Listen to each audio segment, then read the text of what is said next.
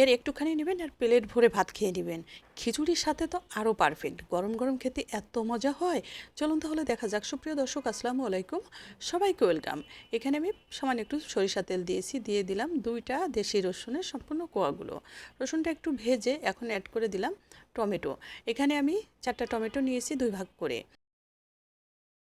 রসুনটা যখন সুন্দর একটু হালকা ব্রাউন কালার একটু নরম হয়ে যাবে তখন টমেটো অ্যাড করতে হবে।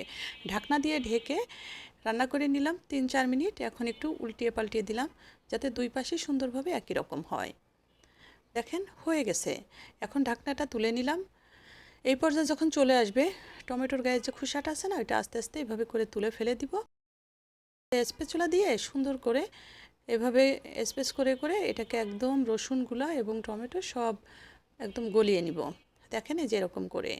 এখন এটাকে একটা প্লেটে ঢেলে নিলাম।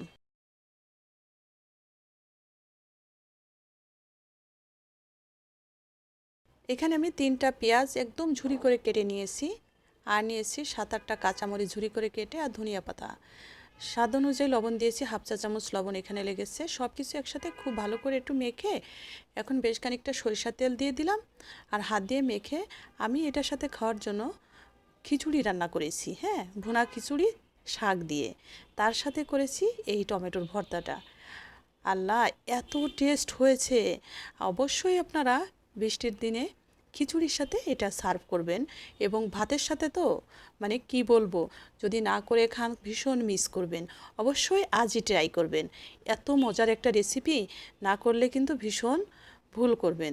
যার জন্য কিন্তু শেয়ার করে রেখে দিবেন আপনার টাইম লাইনে। কেমন হলো কমেন্টস করে জানাবেন, আর একটা লাইক দিতে ভুলবেন না। সবাই ভালো থাকবেন, সাথে থাকবেন, পেজটা ফলো করে সাথে থাকবেন। সবাইকে অসংখ্য ধন্যবাদ সাথে থেকে দেখার জন্য। আল্লাহ হাফেজ।